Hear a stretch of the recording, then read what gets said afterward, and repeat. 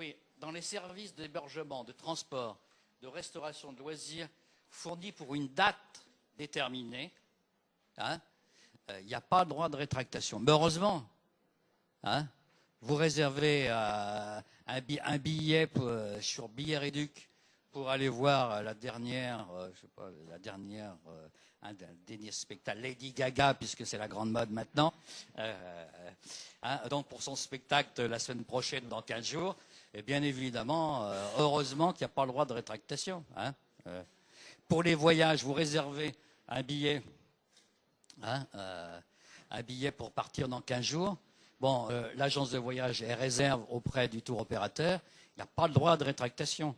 Il y a un droit d'annulation, mais qui relève du droit des voyages, ce qui est différent.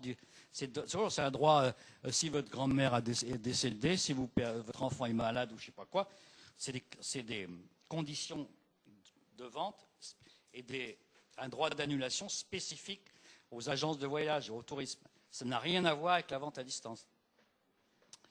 Qu'est-ce que je voulais dire? Oui, pour tout ce qui a trait à la vie privée, hein, pour tout ce qui a trait à la vie privée, je voulais juste vous dire un petit truc. Ben, ça ne vient pas, là c'est bloqué.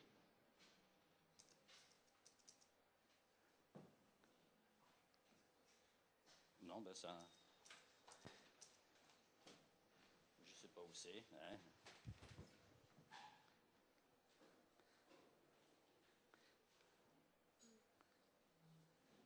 Je sais pas où c'est parti. Voilà, non, tout ce qui a trait à la vie privée, je vous conseille d'aller... on va vous donner les quelques slides que j'avais faits, mais pour vous imprégner, vous délecter de tout ce qui est de la protection de la vie privée, hein, vous allez aller sur le site fevad.com, alors de mémoire c'est en bas vers la droite, hein, relations avec les consommateurs, et vous allez prendre le code emailing. Hein, c'est un code emailing qui vous retrace... Alors, le code emailing, qu'est-ce que c'est? C'est quelque chose que nous avons... Vous savez que la loi dit qu'il doit y avoir un consentement libre et spécifique et éclairé chaque fois qu'on saisit des données personnelles via un moyen de communication électronique. Eh bien, nous avons élaboré... Non, on va descendre. Non, il ne veut pas. Hein. Il tourne. Ah ben voilà. Hein. Non, ça c'est un autre point qu'il faut, qui est une préconisation. Non, c'était pour clore sur la protection de la vie privée. Nous avons, parce que la plupart des sites marchands se disaient, mais comment est-ce qu'on fait ces histoires de cases à cocher? Qu'est-ce qu'on doit faire? Quels sont les exemples qu'on doit mettre? Moi, je fais ça. Est-ce que j'ai le droit de faire ça, etc. Donc, nous avons, c'est un des rôles de la FEVAD, c'est que nous avons négocié avec la CNIL des exemples types.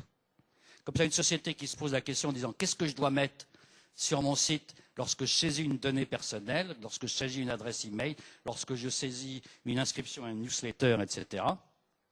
Qu'est-ce que je dois mettre? Eh bien, nous avons négocié avec la CNIL un code qui est un code emailing. Et ce code emailing, vous pourrez le trouver sur fevad.com, en bas vers la droite de mémoire, s'il est toujours là, parce qu'on est en train de le remanier. Hein. Et de là que vous verrez un peu toutes les conditions applicables.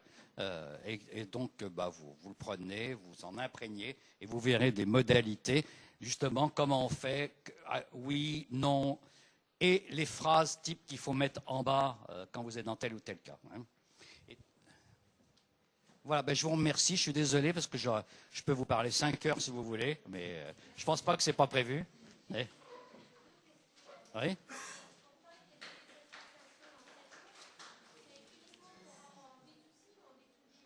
Alors, le droit de rétractation n'existe qu'en B2B. C'est un droit de la protection des consommateurs. En B2C, si vous vendez aux entreprises et exclusivement aux entreprises, vous n'êtes pas soumis à cette réglementation-là. Hein? Mais la plupart des grandes entreprises du commerce électronique B2B appliquent aussi ces règles-là.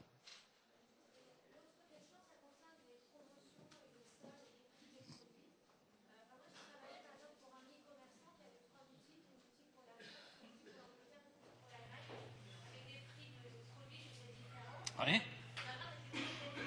On a le droit de... Ah ben, qu'on veut... Oui. Ah ben, vous avez des prix pour les... l'Angleterre, des prix pour l'Allemagne, des prix pour la France.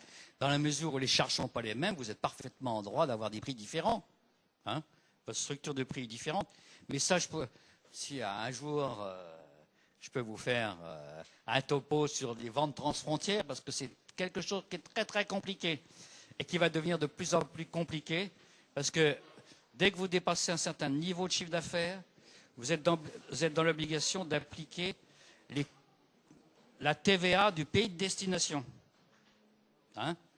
Donc il faut savoir gérer que si vous faites au-delà d'un certain seuil de chiffre d'affaires sur un pays déterminé, vous devez appliquer la TVA du pays de destination. Et vous devez payer la TVA dans ce pays de destination. Donc ça, c'est pas facile. Bon, je pense pas que vous êtes tous à faire plusieurs millions sur chaque pays, mais dès qu'on commence à dépasser un certain seuil, il faut appliquer la TVA. Ça va changer parce que Bruxelles dit il est totalement énorme. Parce qu'on est dans un monde de commerce électronique qui est un monde du web. Le web, il est transnational. Et qu'est-ce qu'on constate? C'est que les marchés sont cloisonnés. Et d'être très cloisonnés. Vous avez tous les grands sites. Hein, ils ont créé un site en BE, ils ont créé ensuite un DE, un site NL, un site je ne sais pas quoi, et avec une domiciliation locale de manière à pouvoir avoir des conditions de vente et des prix différents. Mais Bruxelles a fait l'année dernière, a lancé une grande enquête et on s'est aperçu que 80% des ventes de quelqu'un qui avait acheté sur un site étranger, on lui disait je ne peux pas vous livrer parce que. Et finalement, c'est souvent dans les TPE et les PME qu'on fait plus de ventes transfrontières que dans les très grands sites. Voilà, je vous remercie.